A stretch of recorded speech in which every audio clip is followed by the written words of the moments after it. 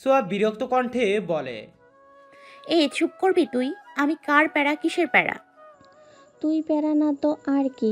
এত বড় মেয়ে হয়েছিস, কাল বাদে পরশু ভার্সিটি যাবি, কিন্তু এখনো বাড়ির এক একজন তোকে নিয়ে চিন্তা করতে করতে শেষ হয়ে যায়। যখন তখন তুই কোনো অঘটন না ঘটিয়ে বসিস। এমনকি কলেজের কোনো এক্সাম আসলেও তোর চেহারার কোনো চিন্তা নেই, সারাদিন বাদরের মতো লাফালাফি করা। এই যে বোর্ড এক্সাম দিলি, তোকে দেখে ক্লাসের স্যারসহ একটা মানুষও নেই যে বলেনি যে তুই এক্সাম দিতে এসেছিস নাকি চিল করতে, তাও আবার সায়েন্স নিয়ে। আরে আমিও তো একই ডিপার্টমেন্টে। এই কিন্তু আমার সেখানে এক্সামের চিন্তায় সেদিন অজ্ঞান হওয়ার উপক্রম ছিল, সেখানে তুই পপকর্ন খাচ্ছিলি আর কলেজের চরকির মতো ঘুরছিলি। আমার তো মনে হয় এক্সাম টাইমে তোর চিল করা দেখে এক্সাম নিজেও ভাবছিল নিজে এক্সাম দিতে এসেছে নাকি তোর এক্সাম নিতে এসেছে। সোয়া জোরে চেঁচিয়ে বলে, চুপ! মেরি মা, আর একটা কথাও বলবি না তুই। আমি আমার কথা বলতে ফোন করেছি আর তুই তোর ভাষণ শুরু করেছিস। একটু শান্তি দিবি তো নাকি? ইতি শান্ত হয়ে বলে। আচ্ছা বল বল, কি বলবি? চুপ করেছি আমি। সোয়া এত বড় একটা নিঃশ্বাস নিয়ে বলে। শোন এবার। সোয়ার কথা শেষ হওয়ার আগেই ইতি ফোরন কেটে বলে, তোর গলা এমন শোনাচ্ছে কেন? অসুস্থ নাকি তুই? কালকে বৃষ্টিতে ভিজেছিস, আবার জ্বর বানিয়েছিস নাকি? সোয়ার আগে ফুঁসতে ফুঁসতে কাদো কাদো হয়ে বলে। তুই চুপ করবি এবার? আমাকে একটু কথা বলতে দে প্লিজ। ইতি উত্তেজিত হয়ে বলে। সরি সরি বাবু, বল তুই কি বলবি। সোয়া এবার নিঃশ্বাস ফেলে কালকের কাহিনী থেকে বলা শুরু করে। কথা বলতে বলতে সোয়া হঠাৎ অনুভব করে তার ফোন কানে নেই। সোয়া পাশে তাকিয়ে দেখে শান তার ফোন নিয়ে নিয়েছে। সোয়া অবাক হয়ে বলে, এটা কি হলো? আপনি আমার ফোন নিয়েছেন কেন? দেখছেন না কথা বলছি? শান কল কেটে বলে, এসব গল্প সুস্থ হলেও করতে পারবে। তোমাকে ঘুমাতে বলে গিয়েছি, আর তুমি এখনো বসে রয়েছো। সোয়ার কিছু না বলে ব্ল্যাঙ্কেট টেনে শুয়ে পড়ে। শান নিঃশব্দে ফোন সোয়ার উপর রেখে রুম থেকে বেরিয়ে গেল। নিজের রুমে গিয়ে ইমনকে ফোন করে থানার খোঁজ খবর নেয়। সোয়ার অসুস্থ হয়ে যাওয়ার কথা শুনে কাজ অর্ধেক ফেলে রেখেই চলে এসেছে। সন্ধ্যার আজানের আগে সোয়া ঘুম ভেঙে যায়। ঘুম থেকে উঠেই অনুভব করে শরীর আর মন দুটোই একদম ফ্রেশ হয়ে গিয়েছে। সোয়া ফ্রেশ হয়ে গিয়ে সালমার সাথে কথা বলে আসলো। পরে ঘুরতে ঘুরতে শানের রুমে চলে গেল। এবার হুট করে ঢুকে গেল না, নক করে শানের পারমিশন নিয়ে ঢুকলো। শান সন্দেহী গলায় বলে, কি ব্যাপার? আমার রুমে কি চাই আপনার? সোয়া মুখ কুচকে বলে, এই আবার আপনি আপনি বলা শুরু করেছেন? আজ তো একবারও আপনি বলে সম্বোধন করেননি, এখন আবার করছেন। যে কোনো একটা বলুন। শান ল্যাপটপে ব্যস্ত হয়ে বলে। আমার প্রশ্নের উত্তর পাইনি আমি। সোয়া বুঝে নিল শান শুধরানোর লোক না। সোয়া নিজের কথা বলার জন্য প্রস্তুতি নেয়। গলা ঝেড়ে বলে, আচ্ছা, কালকে থেকে আপনি আমার এত খেয়াল রাখছিলেন কেন? ল্যাপটপের বাটনে ক্লিক করতে করতে হাত জোড়া থেমে যায় শানের। চোখ উড়িয়ে সোয়ার দিকে একবার তাকিয়ে আবার চোখ নামিয়ে নেয়। ঢোক গিলে নিঃশ্বাস আটকে বলে, একজন অসুস্থ মানুষের যত্ন করা আমার দায়িত্ব। আপনি আমার বাড়ির গেস্ট, ছোট ভাবির একটা মাত্র বোন। এর মধ্যে বাড়িতে কেউ নেই। এখন যদি আপনার জ্বরে কাতরাতে কাতরাতে কিছু মনে হয়ে যেত, আর আমি চোখের সামনে দেখেও চুপ করে থাকতাম, তাহলে মানুষের কাতারে তো আমি পড়লাম না। সোয়া মুচকি হেসে বলে, যাই হোক, যার জন্যই করেছেন আপনাকে অনেক অনেক ধন্যবাদ। আচ্ছা, একটা কথা বলবো আপনাকে? শান নিঃশ্বাস ফেলে ভ্রুকুচকে বলল। কি বলবে? সোয়া খরগোশের মতো হেঁটে অনেকটা উত্তেজনা নিয়ে বলে। আচ্ছা, আমরা ফ্রেন্ড হতে পারি না? সোয়ার কথাটা শুনে পরিষ্কার আকাশে বাজ পড়ার মতো অবস্থা মনে হলো শানের। শান হাঁ করে তাকিয়ে থাকে সোয়ার দিকে। শানের তাকানো দেখে সোয়া তবদা খেয়ে দাঁড়িয়ে থাকে। বুঝতে পারছে না ভুল কিছু বলেছে কিনা। সোয়া আমতা আমতা করে বলে, আমি কি ভুল কিছু বলেছি? সোয়ার কথা শুনে শানের ধ্যান ভাঙে। শান সোয়ার দিকে তাকিয়ে হতবাক স্বরে বলল, ভুল মানে? মারাত্মক ভুল বলে এটাকে। সোয়া অবাক হয়ে বলে, এখানে মারাত্মক ভুলের কি আছে? আমি তো শুধু বলেছি আমরা ফ্রেন্ড হতে পারি না। শান ঢোক গিলে বলে, এটাই তোমার সবচেয়ে বড় ভুল। দ্বিতীয়বার এসব কথা বলা তো দূর, ভেবেও দেখবে না, মাথায় থাকে যেন। সোয়া মুখ ফুলিয়ে নেয়। এত ছোট একটা কথার মধ্যে ভুলের কি আছে? শান নিজেকে স্বাভাবিক করে ভ্রুকুচকে বলল। এখানে কি করছো তুমি? একটু জ্বর কমেছে বলে কি এখনই বাদরের মতো লাফানো শুরু করে দিবে? যাও গিয়ে রেস্ট করো, রাতে ভাইয়া এসে তোমাকে দেখবে। সোয়া মন খারাপ করে বেরিয়ে গেল শানের রুম থেকে। শান স্বস্তির নিঃশ্বাস ফেলে বিড়বিড় করে বলে, যেখানে তোমাতে আসক্ত হয়ে রয়েছে আমি, সেখানে ফ্রেন্ডশিপের কোনো জায়গা নেই। যদি কোনো সম্পর্ক হয় তাহলে সেটা শুধু আর শুধুমাত্র আমাদের ভালোবাসার সম্পর্ক দিয়ে তৈরি হবে। শান দীর্ঘ নিঃশ্বাস ফেলে নিজের কাজে মন দেয়। সোয়া রুমে ঢুকতে ঢুকতে বিড়বিড় করতে থাকে। আমাকে অপমান করা, আর কখনো যাব না ওনার রুমে। পেয়েছেটা কি আমাকে? সব সময় কথা শোনাবে, নয়তো বকা দেয় আমাকে। আমি কি ওনার বকা শোনার জন্য জন্মেছি নাকি? সোয়া মুখ ফুলিয়ে ব্যালকনিতে এসে দাঁড়ায়। বর্ষাকাল বলে কথা, ঘন্টার পর ঘন্টা বৃষ্টি হয়ে যায়। আর সারাদিন বৃষ্টি না হলেও এখন আবার বৃষ্টি শুরু হয়েছে।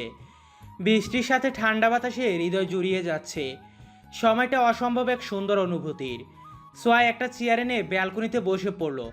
ব্যালকনির রেলিংয়ে ব্যালকনির রেলিংয়ের উপর 2 পা তুলে বসে কানে হেডফোন গুঁজে দেয়। চোখ বন্ধ করে এই সুন্দর আবহাওয়া আর গানে মেতে থাকে। এদিকে একজন ব্যক্তি যে সোহাকে তার মন ভরে দেখে যাচ্ছে, সেদিকে কি আর সোহা জানে? অবশ্যই জানে না। শানের ব্যালকনি থেকে সোয়ার ব্যালকনি পুরোপুরিভাবে দেখা যায়। শান কাজ শেষ করে ব্যালকনিতেই এসেছিল গায়ে জল ছাড়াতে, কিন্তু এখানে এসেই সোহাকে দেখতে পেল। মুহূর্তেই সব ক্লান্তি কেটে যায়। মেয়েটা রুমে এসে বৃষ্টির সময় ব্যালকনির ঠান্ডা হয় বসে আছে ভেবেই শানের রাগ হলো। কিন্তু শানের রাগ তো কখনোই দীর্ঘ সময় টিকতে পারেনি সোহার কাছে। হোক সেটা সোহার অজান্তেই, কিন্তু সোহার জন্যই শানের রাগ কমে যায়। ব্যালকনির হালকা আলোয় সোহার স্নিগ্ধ চেহারা দেখে যে কেউ তার মন ভুলিয়ে থাকতে পারবে। কিন্তু শানের তৃষ্ণা মোটেই কমছে না, বরং দ্বিগুণের থেকেও দ্বিগুণ বেড়ে যাচ্ছে। ইচ্ছে করছে সোহার সামনে গিয়ে তাকে চোখ জুড়িয়ে দেখে নিক, কিন্তু সেটা নিতান্তই কল্পনা। ইচ্ছেটা এই মুহূর্তে কোনোভাবেই পূরণ হবার নয়। হঠাৎ করে পাশের বিল্ডিং থেকে তামিমের ডাক শুনে শান চমকে তামিমের ব্যালকনিতে দৃষ্টি ফেলে। তামিম সোয়াকে ডেকেছে, কিন্তু সোয়ার তো সেদিকে খেয়ালই নেই। কানে যে হেডফোন গুঁজে রেখেছে সেটাতেই হারিয়ে আছে, আর বৃষ্টির শব্দে তামিমের ডাক সোয়ার কানেও গেল না। তামিম তো ধরেই নিল সোয়া গান শুনতে শুনতে ঘুমিয়ে গিয়েছে, তাই মন খারাপ করে চলে যেতে নিলেই শান তাকে ডেকে উঠল। তামিম। তামিম শানের ডাক শুনেই চিনে ফেলল। সাথে সাথে শানের ব্যালকনির দিকে তাকায়। শানকে দেখে বড় একটা হাসি দিয়ে বলে, কেমন আছো ভাইয়া? শান আলতো হেসে বলে, আলহামদুলিল্লাহ ভালো, তুমি কেমন আছো? তামিম হেসে উত্তর দেয়। আলহামদুলিল্লাহ ভালো। শান আলতো হেসে বলে, তো শুনলাম আজকে নাকি সোহা অসুস্থ হয়ে যাওয়ায় তুমি ওকে নিয়ে এসেছিলে। তামিম লাজুক হাসি দিয়ে বলে, জি ভাইয়া, আপু আর আমি গল্প করছিলাম, তখন তুমি জানো আমাদের মধ্যে একটা ফ্রেন্ডশিপ হয়ে গিয়েছে। শান বাহবা দিয়ে বলে, বাহ, খুব ভালো কথা, শুনে খুশি হলাম। শুক্রিয়া। আপু এখন কেমন আছো? শান সোয়ার দিকে ইশারা করে বলে, তুমিই দেখে নাও কেমন আছে। খারাপ থাকলে কি এখানে এভাবে বসিয়ে থাকতো? ভালোই আছে। তামিম দাঁড়িয়ে দাঁড়িয়ে শানের সাথে গল্প করতে থাকে। রাতে ডিনার টেবিলে বসতে বাড়ির কলিং বেল বেজে ওঠে। সালমা খান আর সোয়াকে খাবার দিয়ে দরজা খুলে দেখে ঈশান এসেছে। সালমার প্রশ্নের ঝুড়ি শুরু হয়। ভাই নানি কেমন আছে এখন? খালাম্মা ভাবিরা কবে আসবো? ছোট ভাই খালু কেউ তো আসতেছে না। ঈশান সালমাকে থামিয়ে বলে, আরে থাম তুই, তোর প্রশ্ন আর শেষ হয় না। বাড়িতে ঢুকতেই তো দিলি না আমাকে। সবাই ভালো আছে, কালকে সবাই চলে আসবে। এবার আমাকে ফ্রেশ হয়ে আসতে দে। সালমা মাথা নেড়ে ঈশানের পথ ছেড়ে দাঁড়ায়। সোয়া খাবার সামনে নিয়ে ঈশানের দিকে তাকিয়ে আছে। ঈশান তা দেখে মুচকি হাসি দিয়ে এগিয়ে আসলো। সোয়ার মাথায় হাত রেখে বলে, কেমন আছো সোহারানি? সোয়া মিষ্টি একটা হাসি দিয়ে বলে, আলহামদুলিল্লাহ ভালো আছি ভাইয়া। আপনি কেমন আছেন? আমিও ভালো আছি। আমি ফ্রেশ হয়ে আসছি, তোমরা খাও। ঈশান মাথা নেড়ে বলে। ঈশান উপরে তার রুমে চলে যায়। শান খাচ্ছে আর ফোন টিপছে। ইমন ইম্পর্টেন্ট কিছু ইমেল পাঠিয়েছে, সেগুলোই দেখছে। সোহা কিছুটা খেয়ে খাবার নিয়ে বসে থাকে। মুখে একদমই রুচি নেই তার। শান ফোন রেখে সোয়ার দিকে তাকালো। বসে থাকতে দেখে বলে, বসে আছো কেন তুমি? খাবার শেষ করো তাড়াতাড়ি। সোয়া ভেংচি কেটে বলে। খাবো না আমি। শান রেগে বলে, কি করলে এটা তুমি? তুমি আমাকে ভেঙচি দিচ্ছ কেন? ঠোঁট কেটে রেখে দিব। সোয়া নাক ফোলাতে থাকে। শান নিজের খাওয়ায় মন দেয়। সোয়া খাবার রেখে উঠে টিভির সামনে বসে পড়ল। সালমাকে বলে আচারের বয়াম এনে বসে বসে খেতে থাকে আর টিভি দেখতে থাকে। কিছুক্ষণের মধ্যে ঈশান এসে পড়ে। সোয়াকে দেখে শানকে উদ্দেশ্য করে ধীরে ধীরে বলে, কিরে, শোয়া খায়নি কেন? তুই কিছু করেছিস নাকি? শান ভ্রুকুচকে বলে, আমি কি করব? জ্বর তো, তাই মুখে রুচি নেই। খাবে না বলে উঠে গেল। ঈশান উত্তরে ও, সালমা ঈশানকে খাবার দেয়। ঈশান সালমাকে বলে, শোয়ার জন্য পারলে একটু চিকেন স্যুট করে নিয়ে আয়।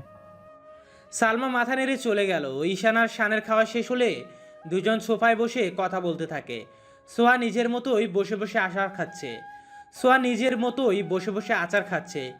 কিছুক্ষণ পর সালমা গরম গরম চিকেন স্টু এনে সোয়ার সামনে রেখে হেসে বলে, না না পা, এটা খান। কিছু তো খান নাই, এটা খেলে ভালো লাগবে। সোয়া খাবারের দিকে তাকিয়ে বসে থাকে। ঈশান সেটা দেখে বলে, কি হয়েছে? এভাবে তাকিয়ে কি দেখছো সোহা?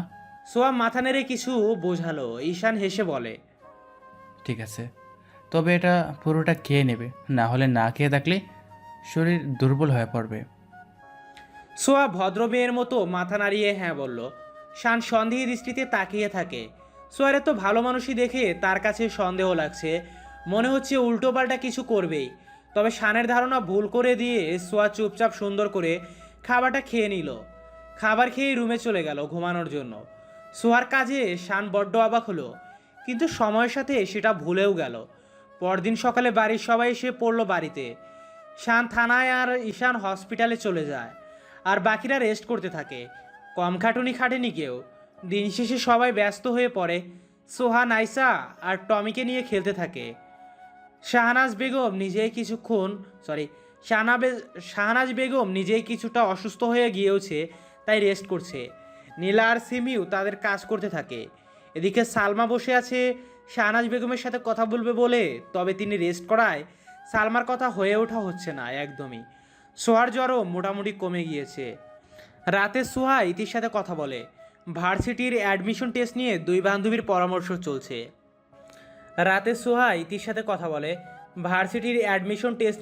বান্ধবীর পরামর্শ চলছে। আজকের সকালের শুরুটা সুন্দর ছিল।